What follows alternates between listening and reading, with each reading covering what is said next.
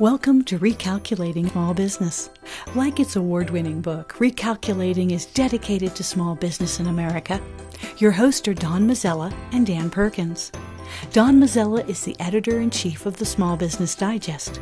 Dan Perkins is a registered investment advisor with 43 years' experience in managing money. Dan Perkins here, your co-host, along with Don Mazzella of Recalculating for Small Business. Our radio program is dedicated to you, helping the small business owners increase their profits.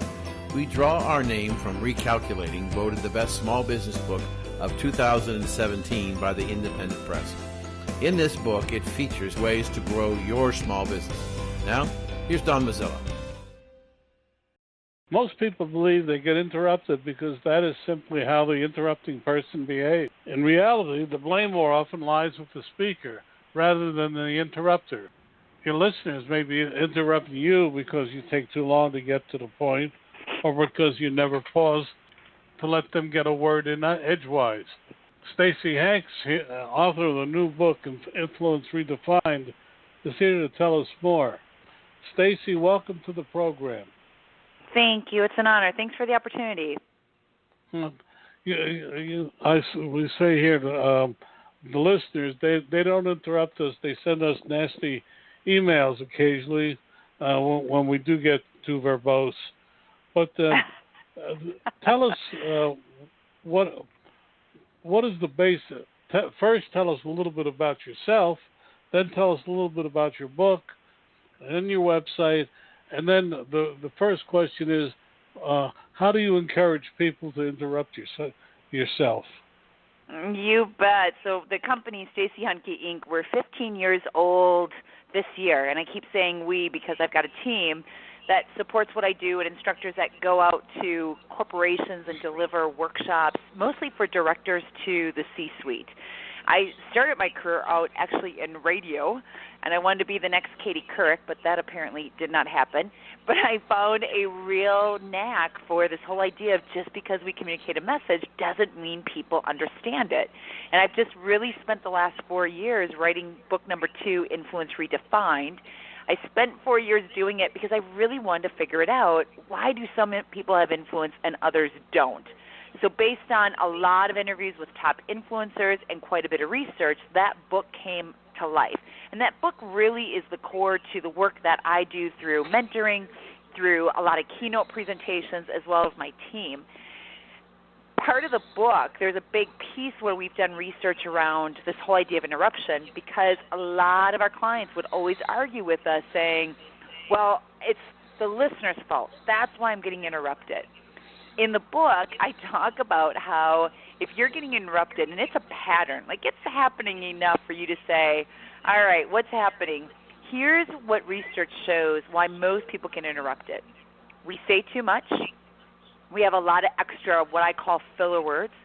Therefore, we start speaking in paragraphs rather than sentences. That takes us a long time to get to the point. All of those reasons combined together, your listener gets frustrated. When your listener gets frustrated, because we especially talking to directors to the C-suite, we don't have time. They don't have time.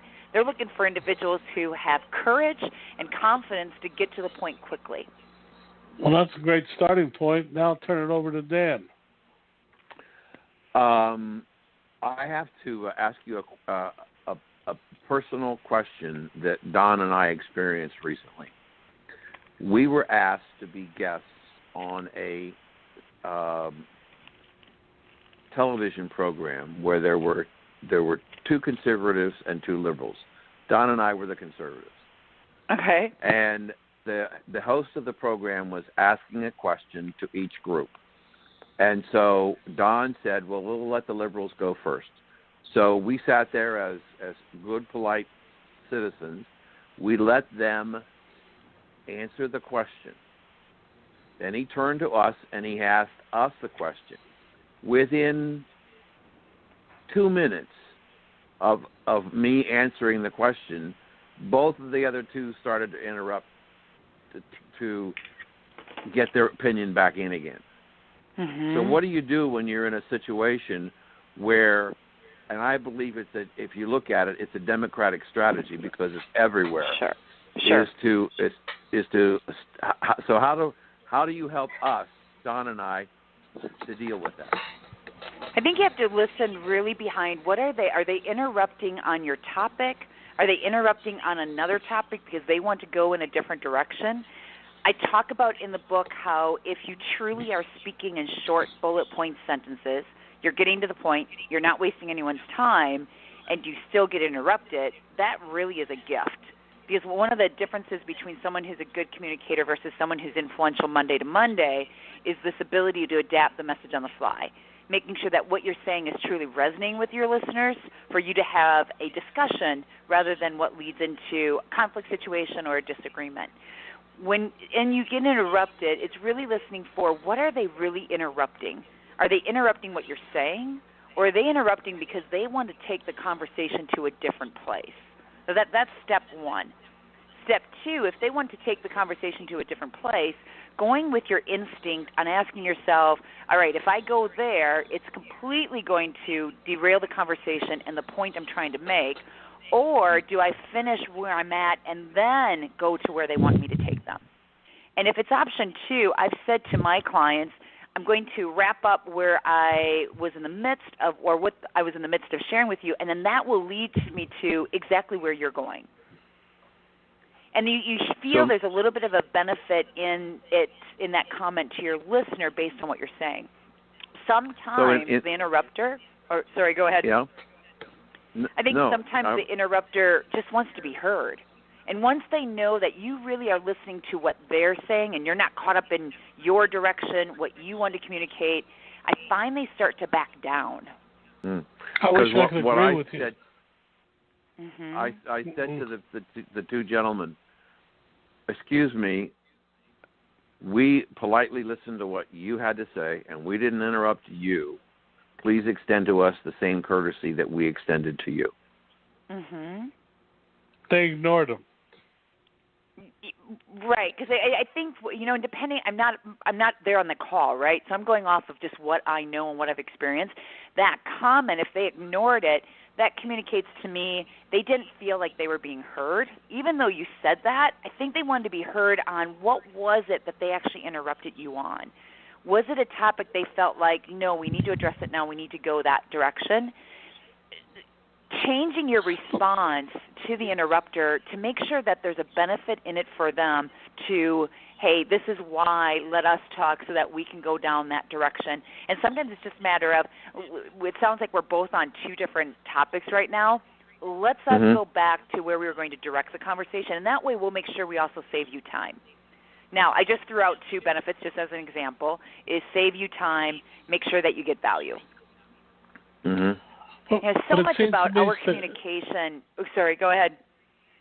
No, it seems to me, Stacey, in that particular instance, the other two people didn't want us to talk or to put our points across, but rather to drown us out.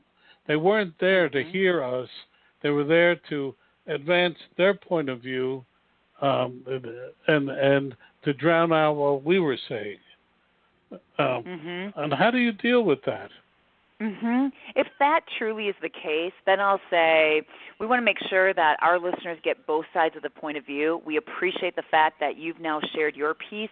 Let us take a turn, and then we'll come back to where we left off. Again, just an example. Now, you hear in the tone of my voice, I'm not fighting it. I never interrupt back, because I really find that how we behave is how people respond. If they truly wanted to get underneath your skin, and I don't know if this is the case, if it did come across that they did get underneath your skin, they're going to jump all over that. That is, their win there. My father always said to me, don't play to the games. Stand your own, always honor and have courage to what you're saying and why you're saying it. And it's hard for people to back down from that. So let's move away from Don and I, and let's deal with our listeners. We clearly have in our country today significant polarization, and in any given corporation today, you could have some significant variations in thought about what the company should do and shouldn't do, and management is really, it's management's responsibility, at least I believe it is, to manage the conflict within the company. Mm-hmm. So, what advice would you give to a president or an owner of a small business where he sees conflict within his employees about what is the direction of the company? How does he insert himself and at the same time not feel like he's degrading either side of the issue? He or she needs to be very clear, concise, put a lot of thought and planning into every word that they address. I think that is a big mistake that most people do, and they cannot be silent.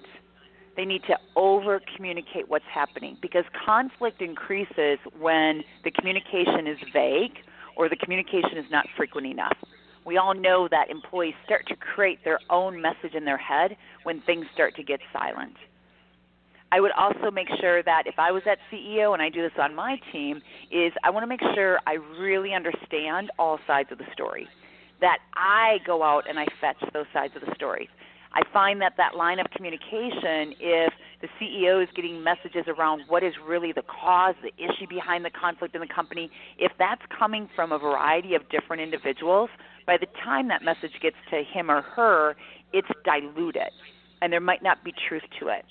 I talk a lot about in the book about honest feedback, which I think takes a lot of courage.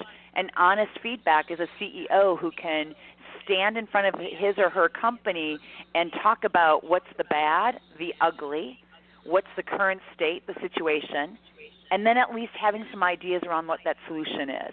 And if they don't have an idea around that solution, being honest up front with that piece too. I really believe, even though that day in, day out, there's bad news, right? That's just part of running a company. There's conflict. It's going to happen. The conflict, though, gets out of hand when you've got a CEO that's just not upfront and honest and comes across that way, that what he or she is saying truly is a consistent message to how he or she is delivering that message. Dan, can I jump in here and throw Stacey another controversial? We're facing many dilemmas involving sexual harassment of various sorts. And as someone once told me, sexual harassment sometimes is misinterpreting words. Do you have any advice? I know a lot of companies are looking for for people to help them through this very difficult situation. I think some of this is out of my repertoire, right? I think there's a lot of HR issues. I know from my past experience that there's not clarity on how they're going to handle it in the first place. I think too many companies avoid it or pretend that it's not going to happen. Tying back to where you started, though, that question is where I thought you were going. It's the clarity again. There's this misperception that just because we convey a message, it's understood and it's heard. There's so many misperceptions around that, especially if it's coming through an email, it's coming through a tweet, or sometimes it's coming through several different individuals communicating that point. Go back to the basics. As a company, go back to the basics and make sure that your policies, your procedures, everything is really, really clear. Number two, whoever is communicating the message, this is Basic 101, make sure that what you say is communicated in a way that who you're trying to influence, who you're trying to get to act on what you're saying, truly does understand you. I think there's a lot of miscommunication around our messaging because it's not clear. We don't know how to communicate effectively, not only during our words, but also through our body language. And once those two are not consistent, or there's guesses around, I heard them say this, but it came across this way, that's, I think, where we all get into trouble. You know, we can see that in our media, how many times, and whatever the issue may be, and you're watching a story on media, it'll start small, and before you know it, it's turned into this huge story, but sometimes the truth doesn't come out till later. If ever. If ever. Exactly it, yes. How many of our leaders have gotten into trouble because of what they've communicated? Maybe it's a matter of get back to the basics. And someone said to me after I got done delivering a keynote the other day, he came up to me after he participated in my session, and he said, "Are you recommending that we think before we speak?" And I laughed, and I said, yes. We need to think before not only we speak, we need to think before we communicate or choose the medium that we're going to communicate the message through. Well, Stacey, I was thinking, just listening to what you said, and sometimes, not that I'm a fan, I thought it was an interesting observation. Jimmy Carter over the weekend said that the treatment of Donald Trump by the American media and what they're saying about him is the worst that he's ever seen or can recall in his entire life, and question the validity of what they were saying. And I'm looking at it and saying, well, wait a minute, I understand what Mr. Carter's saying, but it's really representational of our society. We have people. When I was running a product area for Merrill Lynch, they knew I was going to be doing a lot of public speaking and a meeting with the press, and they sent me to a school to train me to how to deal with the press. And I would do interviews, fake interviews, and then the reporters would write a story, and then they would say, this is what we're going to write about you. And it wasn't anything that I said. It's just they said it, and because they said it, they were allowed to get away with it. And so it helped me to be a little bit more guarded, if you would, if that's the right word, thinking about what I'm saying before I say it. Yet I'm convinced now in my consulting practice, there are a lot of people who have become successful almost in spite of themselves. And as they've taken on more responsibility within a company, the company may not have necessarily given them the tools to be a more effective communicator to a larger audience. That's it. And I hear it all the time. I get an executive one-on-one with me, and it all comes out, the truth. And a lot of times executives will say to me, I've never gotten the feedback. A lot of times everyone tells me how good I am. I've never seen myself on video playback or audio playback. Therefore, I'm just going off of what everyone tells me. But now I've reached this point where I want to be better. I want to make sure that my reputation that precedes me every day is one that I'm proud of, and that's usually when they come to me. And it goes back to this misperception of, well, your level of influence and your level of effective communication, that comes with your years of experience and your title. It could not be farther from the truth. Influence is not a badge of honor you suddenly achieve. It is becoming even harder to achieve because there's more competition out there. We live in a whole new world of work called noise. What are you going to do? How are you going to communicate? How are you going to make someone feel in that conversation to make sure you stand out from the noise? It's a lot, all of these items, it makes it a lot more difficult to have influence, to be an effective communicator. I'm trying to help our audience, and I've got this wonderful person like you that has a lot of experience. Are there a couple of real basic, simple tips that you can give to our audience today that might help new executives, growing executives, to become more effective communicators? Yeah, the three, right on top of my head. Feedback, but I'm not talking good, nice job. That's not feedback. But I'm talking prepared feedback. They really need to find people that they can trust, that prior to a meeting, conversation, presentation, whatever it may be, to say to that individual, here's what I'm working on. Here's how I want to come across. Would you pay attention to that in my verbal and also my nonverbal behavior? And then after that interaction, make sure you get that feedback, and then you put action steps around it. That's absolutely essential. We don't get feedback, and we go off of what we believe to be true rather than what's fact. The second, but just wait. Let me go back to one. So, what I have to, and I'm phrasing it a little differently than what you said. Mm-hmm. That's okay. What I heard you say was, find somebody you can trust to be honest with you, to give you a fair and honest critique of what it is you're trying to do. Yes. Isn't that awful hard to do today? I don't think so. No, I don't think it is, because it's not just, here's the difference. I'm giving people the how-tos of how to prepare the feedback. What we do, most of us, is after an interaction, or let's say a presentation, we'll go to someone and we'll say, how did I do? Well, they don't even know what you want them to give you feedback on. And most likely they take the easy way out and they're going to say it was good. And then we walk around life saying everyone's good, everything's good. I find when I prepare the feedback, when I set someone up with, here's what I'm working on, would you listen for this? Tell me when I do it. And this is how I want to come across. Would you listen for that and let me know when does that happen? And when you give someone direction, now they've got action to actually come back with you on. I think feedback is absolutely critical. The second one number 2? is deliberate practice. Notice the word deliberate. Most of the time we practice what we're already good at.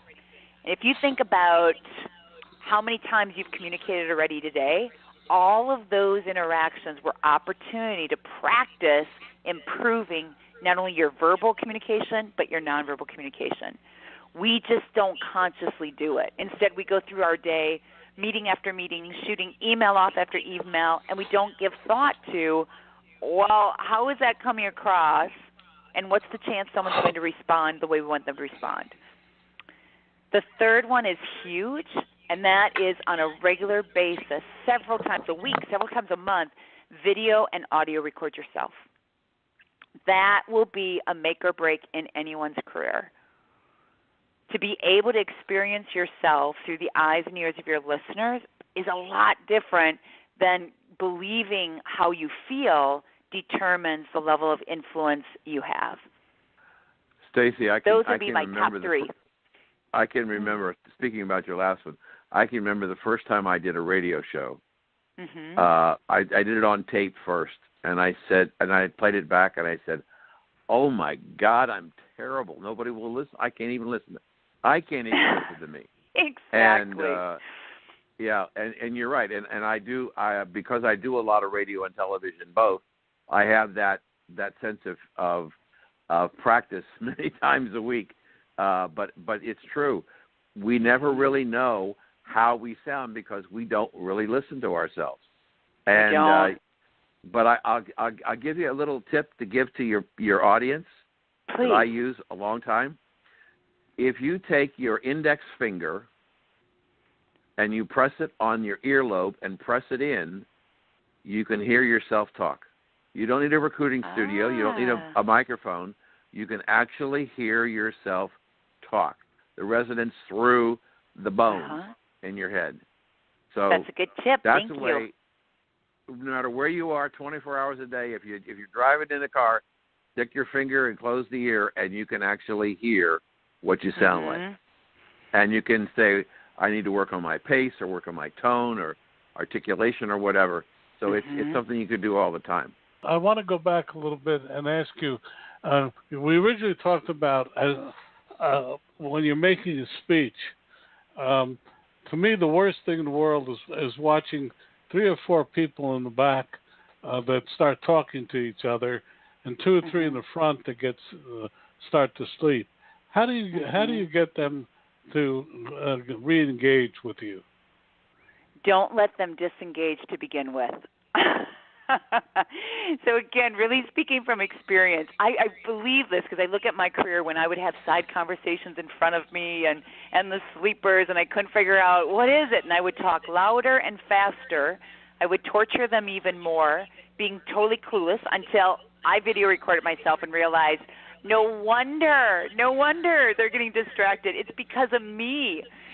What I share in the book, it's more towards the end of the book. There's 2 skills, delivery skills in particular, that I pound with clients. I talk a lot about look people dead in the eye for a full sentence or thought. Only speak when you see eyes. When you look people dead in the eyes and you do that, the minute you start speaking, you're connecting and engaging. People see that. And a lot of my audiences will always tell me, well, we didn't want to go on our technical gadgets because we could tell you could see us. And that's a lot different than just scanning the audience or talking to your PowerPoint slides, whatever it may be. The sleepers probably are falling asleep if it's not engaging and it's not interesting and impactful. And even if you're still, you could be doing jumping jacks and it's not working, get them involved. Make the presentation not about you. Make the presentation a 2-way conversation where your listeners really feel like they're getting involved, you're getting them involved, the message is about them and not you. You tie those two together, I guess it was three, those three together. Another one is pausing. When the speaker is saying too much and it's only word after word after word, no breaks, no opportunity for the listener to catch up, the distractions, the disengagement will also occur. Well, one more quick question on that. I think you're absolutely right. But what about what I call the front row shooter?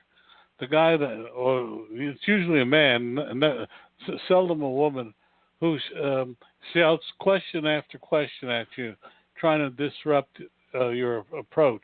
And worse yet, does that at a meeting. How do you handle that? I go with my instinct. If the questions truly are legit, I'm definitely going to answer them. I also, when I answer a question, no matter who the person is, avoid keeping your eyes only on them, because now it's this back and forth and you're feeding it. So I'll start by giving that person, the questioner, one sentence by looking at them, and then I get my eyes off of them and I start sharing the question with everyone. I still check back in with the questioner. I also don't end my eyes on that questioner if I can tell they're really pushing. So you can see just that nonverbal, how that's going to break some of that. If this questioner, I do those skills and they still keep going at me, I need to go with my instinct because I still have other people in the room that I need to take care of. I need to make sure that they're getting value out of this conversation. At some point, I think it's completely legit to say to this individual, you have a lot of questions, a lot that you want to bring to the table. I want to make sure that we honor our time and we don't go over in this meeting. I'll have you and we can chat afterwards. And then get your eyes off of them and start engaging someone else. It's fascinating watching how people react. You call them into a meeting, and some want to be there, others don't want to be there, and a few couldn't care less. To me, it's the tone of the group leader that really sets the success of a meeting. And by tone, I mean the command. Well, you want to comment on that? Oh, it's huge. I mean, I can even demonstrate during this if I were to say, why would you ask that? Versus if I would say, I'm curious why you brought that up. I mean, totally different in my tone, totally different in my word choice. And that's where you were talking earlier about, putting your index finger on your ear, and I was talking about audio recording. That's why I think it's even more critical than ever to really pay attention to how do you sound. It's tough to evaluate our voice, our tone, if we're not getting the appropriate feedback and we're not experiencing that through the ears of our listeners. Tell us about your book again, where people can get it. You bet. You can find it on our website. We're easy to find. The website is Stacey with an EY, HANKEINC.com. It is also on Barnes & Noble website as well as Amazon. Back to you, Dan. Thank you. Stacey, one of the things that I've learned over the years of public speaking and trying to help people with public speaking is the realization that when we stand at a podium in front of a group of people, within moments a glass wall comes down and separates us from the audience. And we as the speaker have a responsibility to break through the glass wall. One of the reasons why I think some people are boring, are not effective, is because they can't break through the glass wall. Yeah. And I found for me the best way to break through the glass wall is to move away from the podium. Oh my gosh, yes. That's move like out into the audience basic 101, right? But you're amazed basic at the number of people who don't know that. I'm amazed.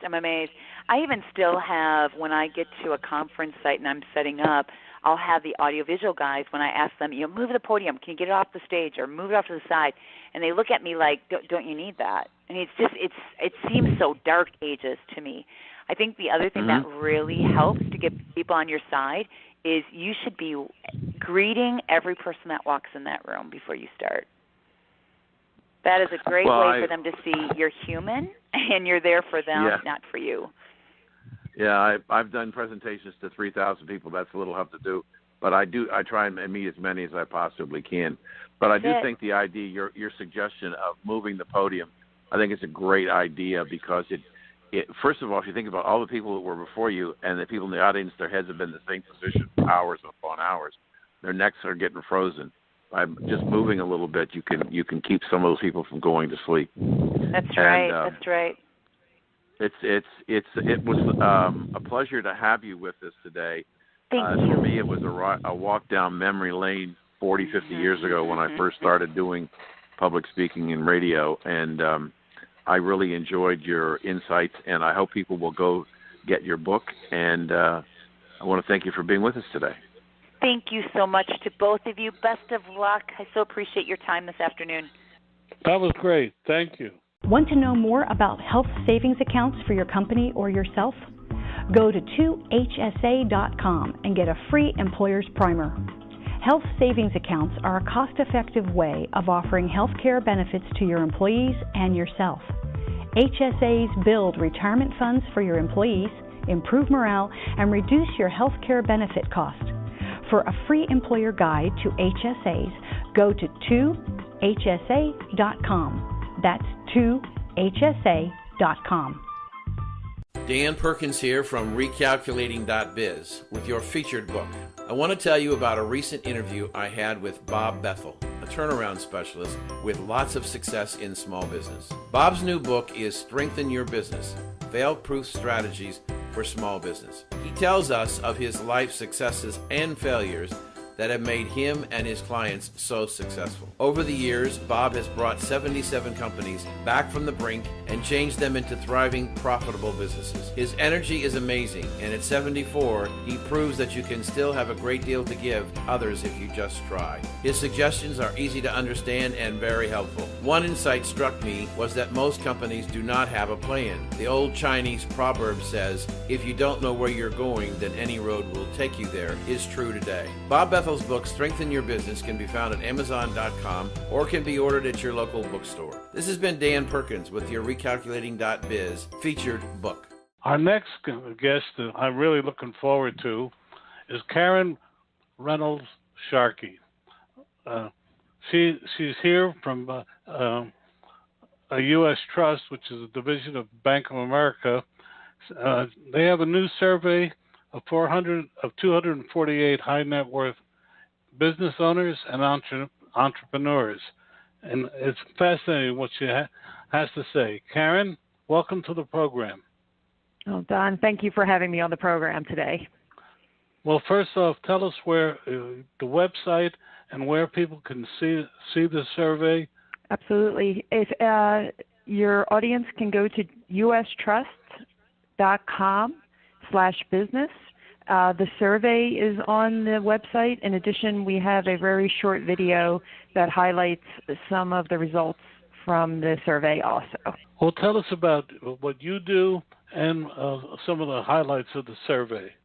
Sure. I am the National Business Owner Strategist for U.S. Trust, and I work with our advisors around the country and our clients who are business owners and entrepreneurs to help them everywhere from startup through growth to also exiting their business.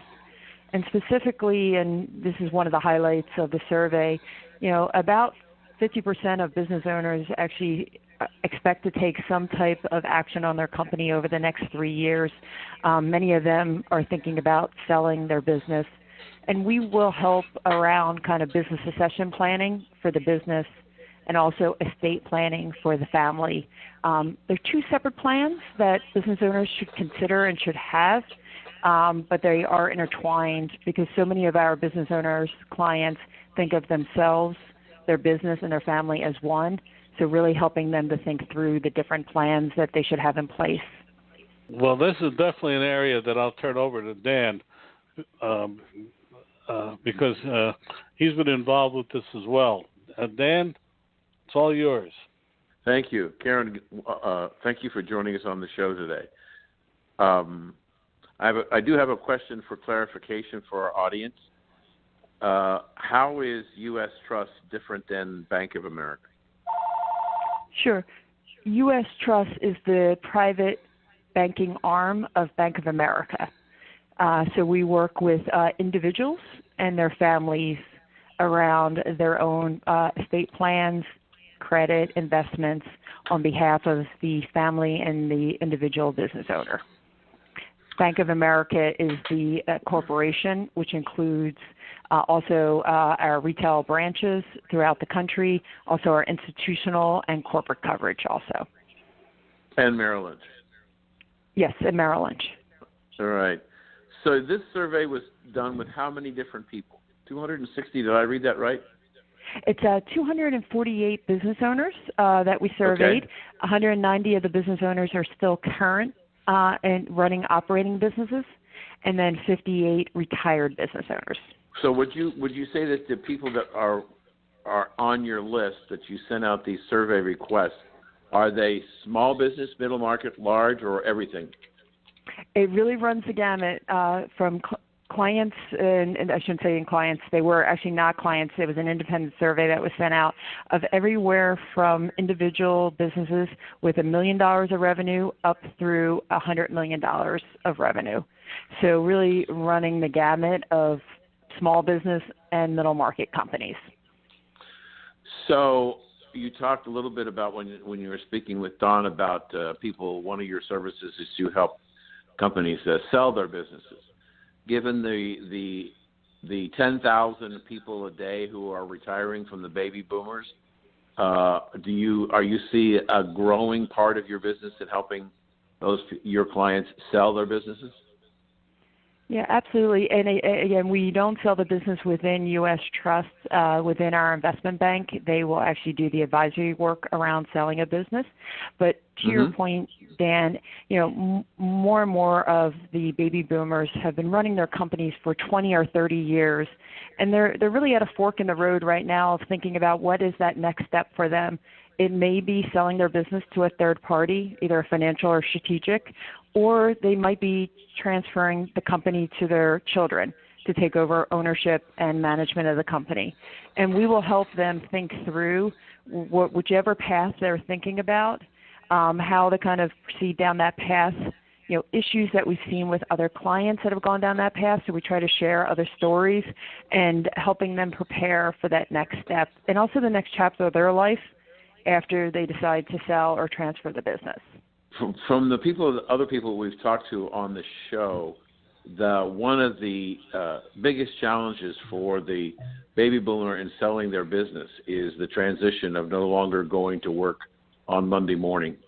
And do you provide any help with counseling in that area about what you're going to do next? Sure. I think that's an important part of the discussion when a business owner is thinking about that next step. We actually have a piece that we've created called the Owner's Emotional Journey, and it's lessons learned before, during, and after the sale of the business. And to your point, Dan, we do focus on what is that next chapter for the business owner. It may be that they go into a new venture. It could be we see a lot of our business owner clients want to do something philanthropically, either in their community and give back, so they might become even more active philanthropically. Sometimes they want to spend time with their family. So again, we try to have that discussion to start preparing the business owner for that next chapter. I'll share a story with you. I had one client that said, Karen, the Monday after I sold my business, I put on my suit and realized I didn't have any place to go. And so, again, helping the business owner think through what is going to be their next chapter, what do they want to do next after they sell their business. Karen, that's extremely important. I've been managing money for 40-some years, and now that my clients is getting older and they're now looking at retirement, one of the things we spent more time about than anything else is what are you going to do when you walk out the door for the last time from the office? And the pamphlet, the program that you mentioned about planning, is that available on your website? Yes, the Owner's Emotional Journey that I just mentioned. And then we also have another piece called the Owner's Journey, which we created in partnership with Columbia Business School, where we profile about 8 of our clients who sold or transferred their business and lessons learned going through the process and then post. So both of those pieces are on that website that I mentioned up front. And mention it again, please. It's www.ustrust.com/business. Don, we need to put that on our website. That a link to that specific place. That's going to be an extremely valuable document. Dan, I'd like to jump in with a question. One of the things we've also heard in recent years in our surveys have shown is that a lot of children don't want to go into the same business as their parents were into and don't like the 24/7 of it. Have you run into that? And what do you do about that? Yeah, so we've seen just over the last couple of decades, if we were on this call in like the 1970s or 80s, about 50% of businesses would have been transferred to the next generation, to the children. We're finding now, and it came through in the survey again this year, less than 20% of children now want to take over the family business. And it could be for various different reasons. Some of them want to start their own business and the family's funding it. Some might want to have their own career outside of the family business. So there's many different reasons why, but I do think that's creating then that path, that fork in the road that I talked about earlier. It then is forcing some family businesses to go down the path then of looking to sell the business, since there's not a natural heir to come into the business, or the business might continue with non-family members as a management team then for the business. What about ESOPs well, that's one, but where do you find the people to buy businesses? We've been told that finding people to buy is also becoming a problem. Sure. Yeah, definitely. You mentioned ESOPs. ESOPs and management buyouts are definitely another alternative for an owner to consider. So therefore, kind of keeping it, with the management team or the employees going forward. But if that's not an alternative that a business owner wants to kind of go down that path, again, it's looking to a third party. And so in that scenario, it would be looking to an investment bank. Like within Bank of America, we have our own investment bank. There are other boutique investment banks all throughout the United States that can help a business owner advise them on their company, where they fit in the industry, and potentially could have a discussion if their business is viable for a sale. Back to you, Dan. Well, I want to follow that. I have to tell you, I was blown away with the number. You're talking 20 to 25%, or the other way to look at it is probably 70 to 75% of the original owners' businesses, the family members are not interested in running them. And that's got to cause a tremendous dislocation of a lot of people in that age group when they're trying to figure out what to do when they find they're not going to find many of their friends. If they had businesses, they're going to have their children in the business. And that's got to be an emotional shock and a drain for them too. Yes, I think a lot of business owners, I've seen it again and again that they try to bring the children into the business, and they might take different steps. We have some business owners that want their children to have some external experience prior to coming to the business. Some of the kids grow up in the business. But to your point, Dan, is, at some point a decision needs to be made. Do the children want to take over the business? And then we think it's very important to have communication within the family, the patriarch or matriarch, with the children as to what the children's goals are and do they want to be part of the family business going forward. And if the decision is made that it's just not a good fit and therefore, again, no natural heir to kind of take over the business, then there are some hard decisions that are going to need to be made about what is the next step then for the owner and for the business. Obviously, there's employees, there's a management team that can be impacted from all these decisions. So early planning and communication is very key. Do you find that again, I'm still blown away by your numbers. It would seem to me that there's got to be some what's the word I want? There's got to be some emotional, significant for the owner, founder, significant emotional attachment to the business. And when he finds out or she finds out that the children don't want to run the business, I would think that would create a great deal of emotional distress for the founder, but it may also cause family problems. I think Thanksgiving dinner discussion could be interesting, in some of these situations. Yes. But if you think about the alternative, right, is potentially having a child who really doesn't want to be part of the business, doesn't want to be a CEO, maybe wants to pursue a different career, and if they're forced into running a business, the question is, are they with the right leader? Going back to there's a management team, there's employees. They want to make sure the leader in charge, has the vision and wants to be there and drive the company forward and grow the company. And you want to make sure you have the right person in that seat. So that might mean that maybe even the son or the daughter maybe has a role in one of the divisions, but maybe isn't the CEO of the company going forward. And so that goes back to that decision-making process as to what is the goals, and really having that communication with the children who are sometimes adult children to say kind of what do you want to do and what is the right decision for this kind of company, because you want the company to continue to be viable and growing over time. Is that a question more than for Thanksgiving dinner? Is that a question that is hard for the founder, the matriarch, to ask because maybe they don't want to hear the answer?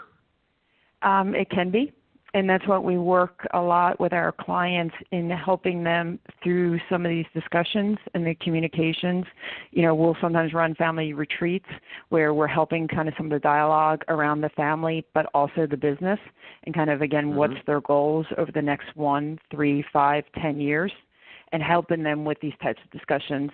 Because, as you said, Dan, sometimes it's hard for someone to bring this up, or they kind of push it off, hoping that it'll just kind of all work out. Again, I can't stress enough early communication and planning.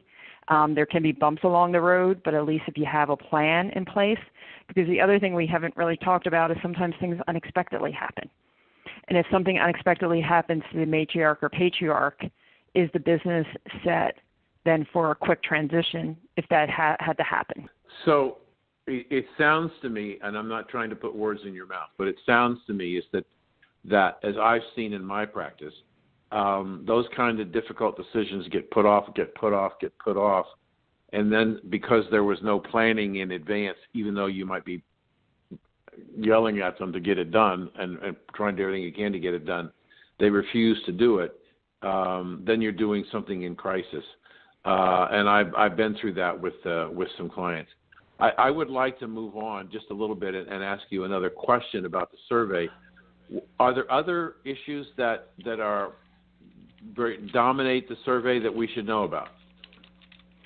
Yeah, I think another just interesting kind of aspect of the survey was, giving back. And, how many of the business owners feel that they're giving back either through creating jobs and the economic opportunities for their employees, but they're also supporting their employees through potentially volunteerism, matching gifts for their employees, or they might even have a foundation set up within the company.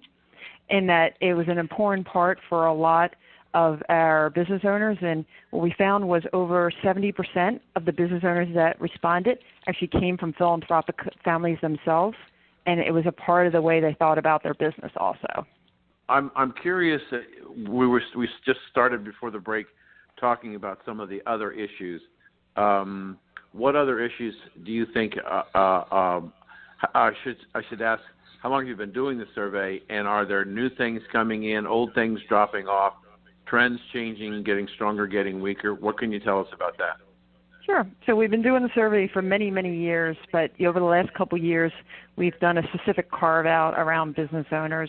And something else, Dan and Don, that you might find of interest is we really took a look this year at millennial business owners versus all business owners, and we cut the kind of survey that way. And what we're finding is a lot of younger entrepreneurs are starting their businesses early. For example, right out of business school, or they are starting it, maybe they've had a corporate job for a few years and then are starting their own company, versus, say, some of their mature kind of business owners that might have worked in a corporate kind of job for a little longer before starting their company. And in addition to that, what we're finding is, again, how are they funding themselves? And a lot of the millennial entrepreneurs are funding themselves by, inheritance, savings. They are taking, credit card advances to kind of get themselves started. And then many of them are then looking for outside funding earlier than what we found with some of our more mature business owners and when they started taking in outside funding. I wonder if that we've been doing this show now for almost 8 months, and one of the reoccurring themes that we hear all the time is with young people, they started their business on the internet. The cost or the entry to barrier to entry is much lower using the internet, and I wonder if many of the people that you're talking about are getting into their businesses because they can get into them at the internet at much lower cost. Yeah, it's a great point, Dan. We don't have that specific data, but to your point, I think the barriers to entry are a lot lower now than probably 10, 20, 30 years ago. So as a result, it is easier if you have your vision and your business plan, how do you get to market, and what is your clients? And the internet has provided obviously a source to connect with a lot more people quicker, nationally or internationally, depending upon your products. So I think that is a very good point. Karen, I have a question. Are you seeing more women reaching this point than men over the past 20 years? And reaching, I'm sorry, what point? Reaching the point of starting to think about retirement, in effect being successful, now deciding there was a time to end this phase of their careers, or is that still a little bit in the future? I think some of that will still be in the future. We definitely have some great success stories of women who have built up very successful businesses and have exited just like their male counterparts. An interesting statistic about, over 40% of businesses now are either solo or co-owned, by women. And a lot of times it's a husband-wife team or two partners that are still growing the business. But I think it just, whether you're male or female, it just sometimes you get to a point that you start saying, okay, what is going back to that next chapter? And what do I want to do next? And everybody has their own kind of timeline in their head. But we've seen it work very well across the spectrum of male and female-owned businesses. Well, I want to just follow up on that. The most dangerous part about having a couple's running a business is if they decide to separate or divorce. I'm going down to Atlanta to do an expert witness on just that point. Are you finding that as well?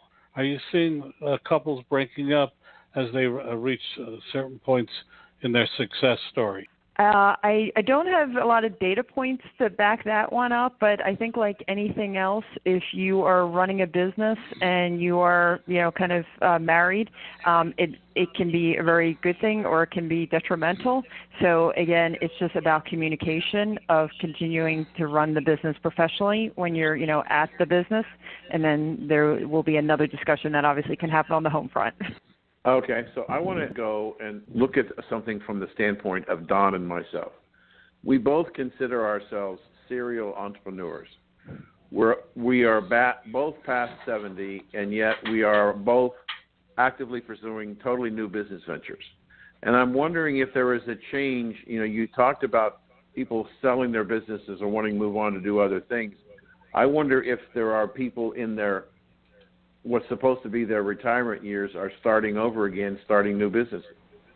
Oh, absolutely. Yes. I think some of our clients, might take some time off after selling their business, but goes back to your question earlier is then what's the next chapter?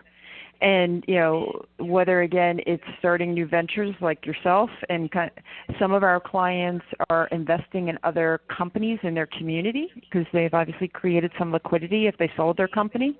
So a lot of times they become angel investors and will invest in other companies.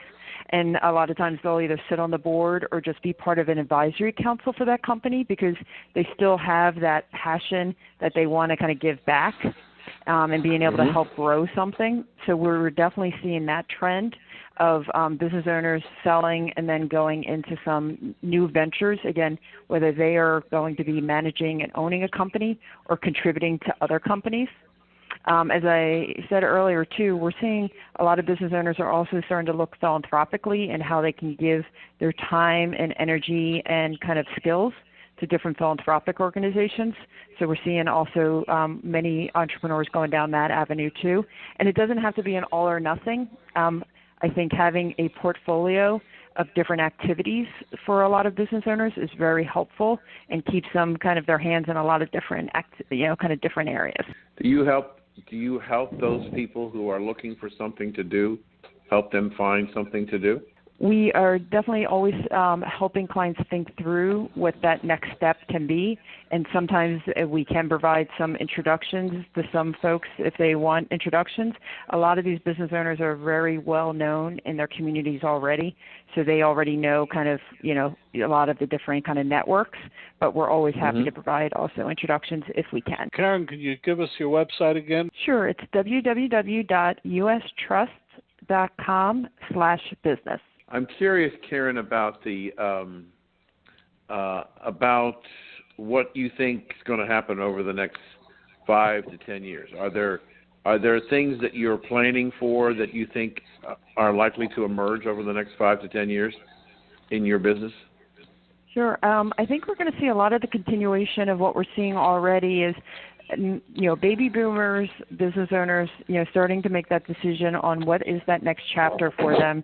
And again, we help our clients every day, help them think through that, both from a business point of view and also for their family, because again, it's an important component when you're running a family enterprise. But I think what we're also going to see is millennial entrepreneur business owners, also a lot of them potentially leaving their business and going on to a new venture. So you're going to have a whole population of entrepreneur business owners that are really kind of taking a look at what is that next chapter. And no matter where they are in their life cycle, they are kind of considering, do I acquire, do I sell, do I pass on my business? The key thing I would just highlight is just having a succession plan and an estate plan kind of in place. Plan early. Things can change over time. Plans can change over time. But if you have a plan in place, then you're the one in control that can then modify it versus some outside factor coming in that effectively makes you make a decision. Yeah. I want to close on this issue of planning with the last question. I always found that if I did a financial plan for a client, and I had it all bound up and used a service, and I would sit there and talk to the client about the plan, unless I really pushed it, set on the coffee table and be turned into a coffee table book. How do you motivate your clients to actually do what you're recommending for them?